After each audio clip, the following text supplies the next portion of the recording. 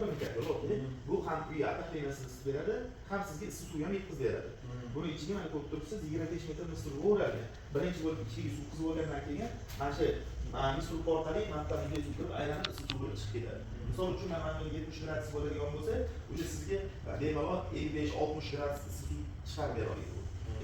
O'tda resirkulyatsiya qilish kerak, eng oxirgi tochkaga ham bitta turba tortib bazrak qilib olib kelish kerak kotelgacha.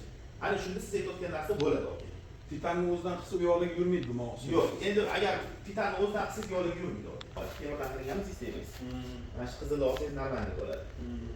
Diplomat 4 mana shu 450 kubik gaz расход qiladi. Sutkasiga 15 kubik gaz расход qiladigan kotel bo'ladi. Qanaqami? Bularcha bo'ladi. Bular qanaqa? Bular o'zi kichkinaroq. Misol hozir sizda 5 ta xona, menda 3 ta xona uyga mo'ljallangan. 3 ta. O'sha 4 taga o'tdi, o'sha mana qo'yilib bo'ladi, kattasi. Bu bir xil rangda. Bittada yonyapti.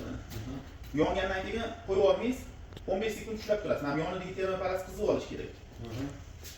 O'sha keyin termoparasi qizigandan keyin mana yaratgani qo'yib olasiz, yonib turibdi. Keyin mana yoqildi, xudo xolasa. Hop. Qo'ydik, misol hozir 40 gradusda 50 gradusda o'chish kerak, 3 ga qo'ydim. 50 gradusda o'chish kerak mana. O'chdi. Endi mana bu yerda suv o'tamiz.